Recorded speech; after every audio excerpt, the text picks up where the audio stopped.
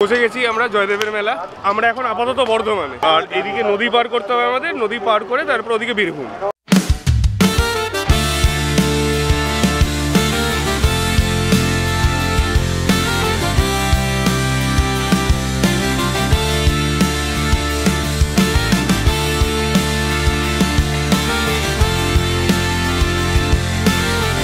আমি মানুষ কেন বেমান, মানুষ কেন ভক্তি নাই।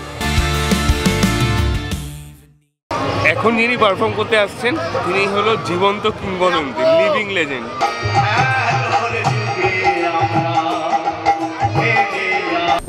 Hello hello hello, mike testing 1 2 3 4। So guys, আমি চলে এসেছি নতুন একটা ব্লগ নিয়ে। আজকে হলো 14ই জানুয়ারি, আজকে সংক্রান্তি। আজকে যাব আমি গ্রামে, বোলপুরের একটা গ্রামে, উলুবেড়িয়া। না সরি, না উলুবেড়িয়া যাব না, যাব আমি কেন্দুলি। বীরভূমের একটা গ্রাম কেন্দুলি বলে একটা গ্রামে। সেই গ্রামে হচ্ছে জয়দেবের মেলা। জয়দেব হলেন গীত গোবিন্দর রচয়িতা, আর ওনার একটা খুব ফেমাস প্রেম কাহিনীও আছে পদ্মাবতীর সাথে। সেই জয়দেবের মেলাতে যাব, কি হচ্ছে না হচ্ছে সেটা দেখতে পারবে আমার সাথে। যেরকম গঙ্গাসাগর মেলা আমি গেছি, কিন্তু তখন আমি ব্লগ করতাম না, ছবি তুলতাম, তো ব্লগ আমার কাছে নেই। তো গঙ্গাসাগরের মেলাও আমি গেছি 2-3 বার। কুম্ভতে যাওয়া হয়নি, কিন্তু আশা করছি যাব। তো আপাতত জয়দেবের মেলা নিয়ে আজকের ব্লগ। তো কথা না বাড়িয়ে শুরু করা যাক, দেখতে থাকো।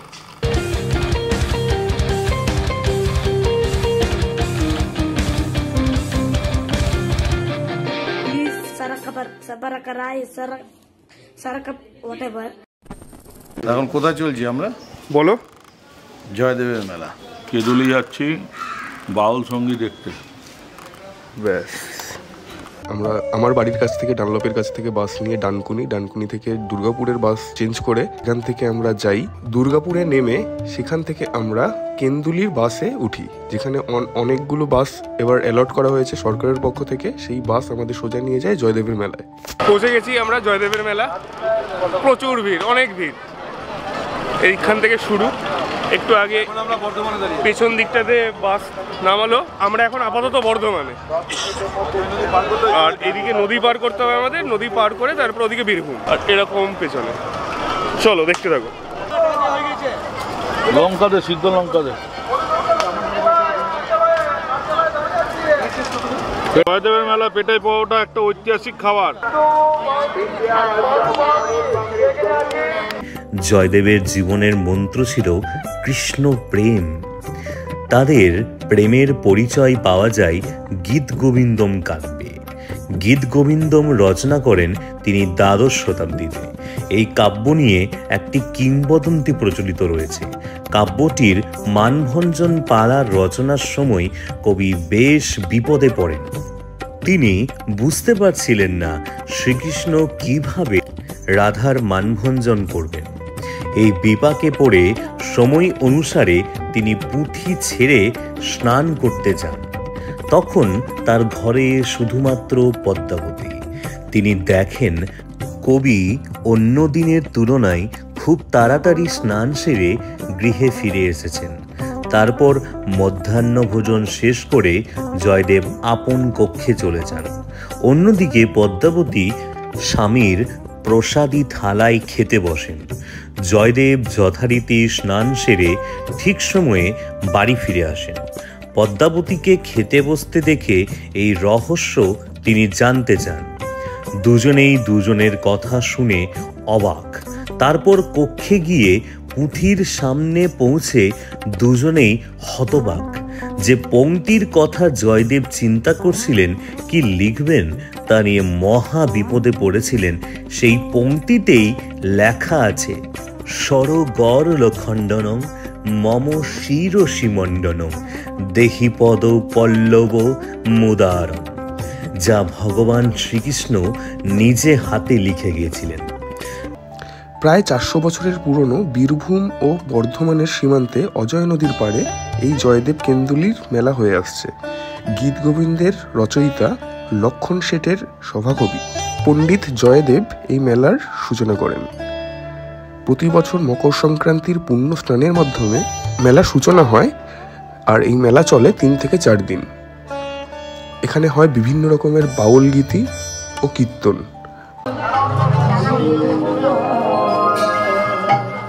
যে সকল ভক্তরা এবং ভক্তিমতী মায়েরা বাবারা আসবে, একটা কথা শোনান।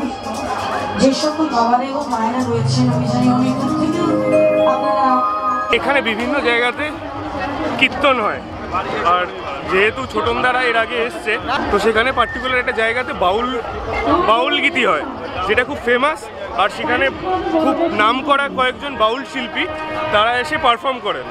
তো সেই জায়গাটার সন্ধানে আমরা যাচ্ছি। এরকম চারিদিকে চলছে কীর্তন অলরেডি, অনেক অনেক অনেক আখাড়া আছে, যেমন এটা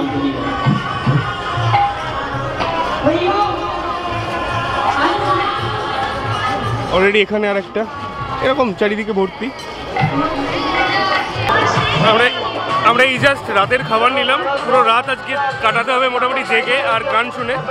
আর এখানে অনেক জোরে আওয়াজ হচ্ছে, চারিদিকে গান বাজছে, জানি না আমার কথা শোনা যাচ্ছে নাকি প্রপারলি। তো এখান থেকে আমরা খাবার নিলাম, খাবার নিয়ে আবার যাব আমরা আমাদের ডেরাতে, সেখানে গিয়ে বাকিটা করছি। আর এরকমভাবেই চলছে মেলা, জয়দেবের মেলা। এটা খুব ফেমাস একটা মেলা, এটার গল্প আছে একটা আলাদা। তো এই মেলাটা শুরু হয়েছিল, জয়দেবের যে মেলা হয় সেই মেলা বহু প্রাচীন। 1151 সালে গীত গোবিন্দম রচনা করা হয়। সেই সময় পৌষ সংক্রান্তির দিন কবি জয়দেব মকর বাহিনী গঙ্গার দর্শন পান। কবি জয়দেব প্রতি সংক্রান্তিতে গঙ্গায় স্নান করতে যেতেন। একবার শরীর খারাপ হওয়ার জন্য যেতে না পারার মতন অবস্থা। কবি জয়দেব সংক্রান্তির আগের রাতে চোখের জলে নিদ্রা নেন এবং রাতে স্বপ্ন পান মাতা গঙ্গার কাছ থেকে, যে মাতা গঙ্গা তাকে হেসে বলেন, খুব দূর করো, তুমি যেতে পারলে না যখন, তখন আমি আসব অজয়ের স্রোত বেয়ে কদম খণ্ডির ঘাটে, তোমার স্পর্শে ধন্য হব আমি। সকালে উঠে কদমখণ্ডের ঘাটে জয়দেব এই দৃশ্য দেখতে পান এবং সেই দিন তিনি সাধু সন্ত সবাইকে ডেকে এক মহোৎসবের আয়োজন করেন। তাই মনে করা হয় জয়দেব কেন্দুলিতে যে মহোৎসব হয় সংক্রান্তির দিন, তা জয়দেবের স্মৃতি রক্ষার্থে, এবং যা মেলা হয় তাই জয়দেবেরই প্রতিষ্ঠিত। বর্ধমানের রাজা তিলকচাঁদ বাহাদুর 1692 সালের পৌষ সংক্রান্তির দিনেই এই মন্দির প্রতিষ্ঠা করেন।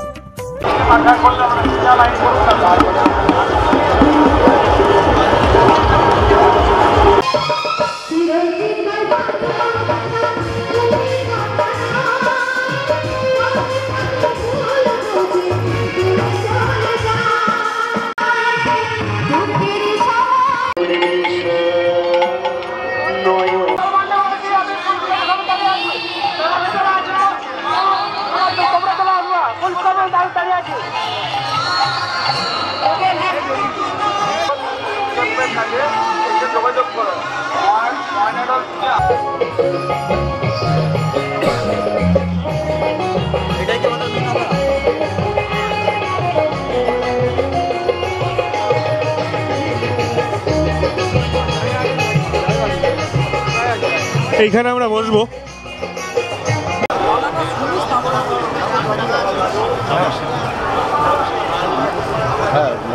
নমস্কার। অলরেডি আমরা এরকম একটা জায়গা বেছে নিলাম বসার জন্য আজকে। এখানে বসে আমরা শুনবো বাউল গান, বাউল গীতি। আর এখানে সবাই বসছে, পেপার পেতে আমরা বসছি, সবাই আছে। আচ্ছা, আমরা এখন যে জায়গাটাতে আছি এটা একটা প্রসিদ্ধ বাউলের পীঠ, সুধীর বাবার আখড়া নামে পরিচিত, এবং তমালতলা নামে এই জায়গাটা খুবই প্রসিদ্ধ। বিশিষ্ট বাউলরা এখানে, বহু জনপ্রিয় পৃথিবী খ্যাত বাউলরা এখানে নিজেদেরকে গান গেয়ে ধন্য মনে করে, নিজেদেরকে ধন্য মনে করে। এটা এতটাই পবিত্র একটা জায়গা, আমরা অনেক ভাগ্যবান যে আজকে আমরা এখানে উপস্থিত হয়েছি। তো যেমনটা শুনলে আমরা সত্যি খুব ভাগ্যবান যে আমরা এখানে আজকে উপস্থিত হতে পেরেছি। আর আজকে হলো সংক্রান্তি, প্রতি বছর সংক্রান্তিতেই এরকম এখানে এটা হয় জয়দেবের মেলা। এই হলো ব্যাপার। আমার কিছু কথা আছে। কি কথা? আমি মানুষ কেন বেমান, মানুষ কেন ভক্তি নাই, মানুষ কেউ এরকম কেন হচ্ছে, মানুষ কেন দিনকাল মারকে মারছে, ধুম ধুম করছে, ভাগে ভাগে রাম রাম মোরা মোরা মোরা মোরা রাম।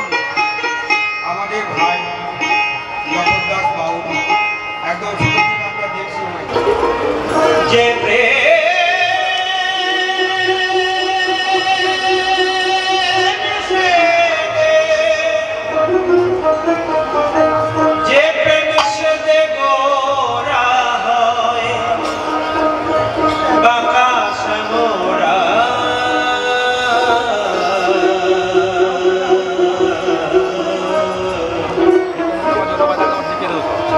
से प्रेम की सामान्य जाना जाए,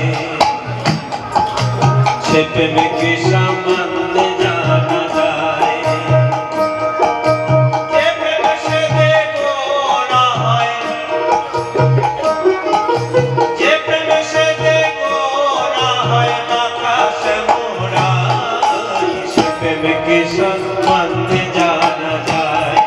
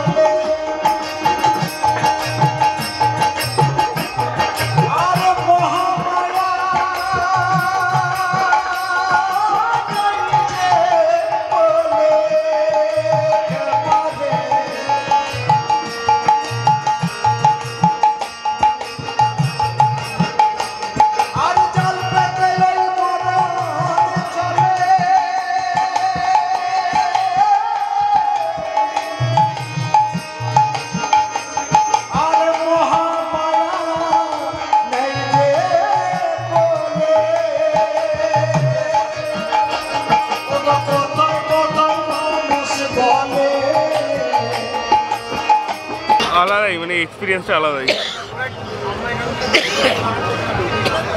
আর এখন যিনি গাইলেন, মানে তিনি এই জায়গাটা পুরো এই ডেরাটা তার তত্ত্বাবধানে, মানে উনিই দেখাশোনা সব কিছু করেন। প্রথমে যারা গাইলেন তারা ওনার শিষ্য। যারা শুয়ে পড়েছেন দয়া করে উঠুন, বসতে দিন, বসার জায়গা করে দিন। এখনো লোক ঢুকে যাচ্ছে, জাস্ট দেখুন এখনো লোক ঢুকে যাচ্ছে। অনেক জায়গা আছে বসার, পেছন দিকে চলে যান, পেছন দিকে চলে যান, বসার জায়গা আছে, অনেক জায়গা আছে।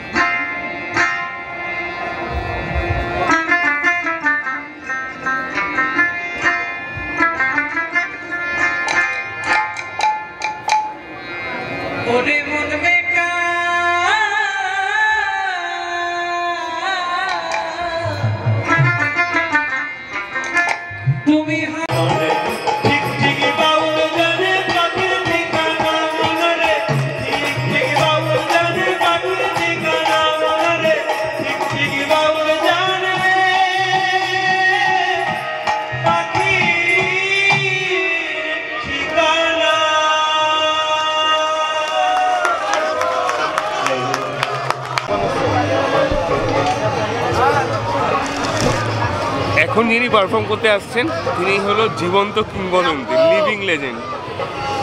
তো উনি চোখে দেখতে পারেন না, অনেক বয়স। দেখুন ব্যাপারটা দেখুন, যতটা চেষ্টা করা যায় ভিডিওটা দেখানোর চেষ্টা করব, কিন্তু পুরোটা দেখানো সম্ভব না। দেখুন, জাস্ট দেখুন। মেলা এত বড় ছিল না, এত চাকচিকন ছিল না। আমরা ছোটবেলায় দেখেছি, আর মানুষের ধৈর্য ধারায়, নয়নের ধারায় ভেসে যেত ভাবে তারা ডুবে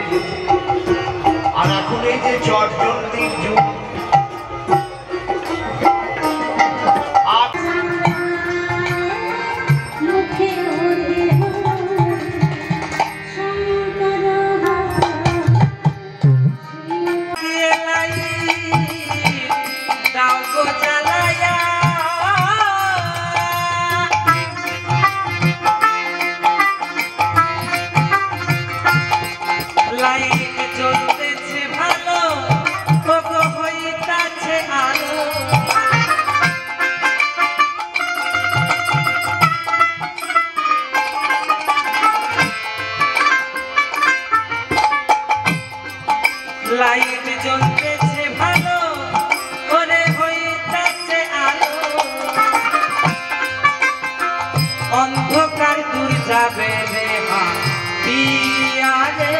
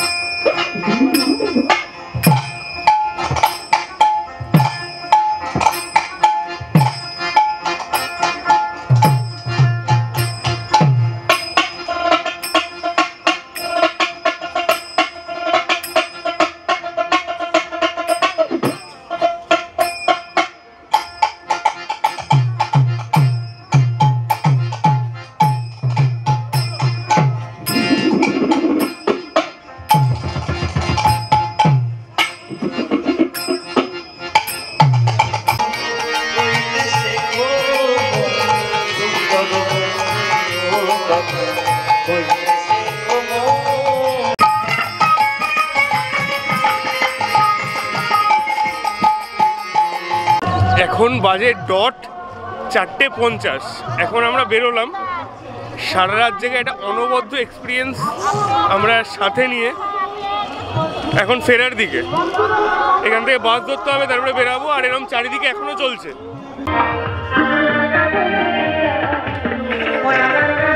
কিন্তু আমরা বেরিয়ে এলাম কারণ আমাদের যেতে হবে বেশ দূরে। এখন রাত মানে সরি ভোর, এখন ভোর 4:50, 4:50। আর এখনো অনেক লোক ঢুকছে, এখনো অনেক লোক ঢুকছে। এটা 3টে দিন হয়, 3টে দিন থাকে এই মেলা, জয়দেবের মেলা।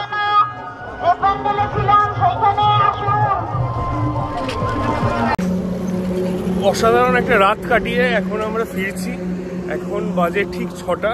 বাস থেকে নামলাম মুচিপাড়া, যেখান থেকে আমরা প্রথমে দুর্গাপুর মুচিপাড়াতে নেমে গেছিলাম। তো এই হলো ব্যাপার। এদিকে সুন্দর একটা সুন্দর আমার প্রিয় চাঁদকে দেখা যাচ্ছে, এরকম ব্রিজের লাইট। এখন আমরা কলকাতার বাস এখান থেকে ধরবো, চাপবো, চেপে যাব হলো বাড়ি। তো এই হলো ব্লগ, আজকের ব্লগ এতটাই। দেখা হবে অন্য কোনো ব্লগে।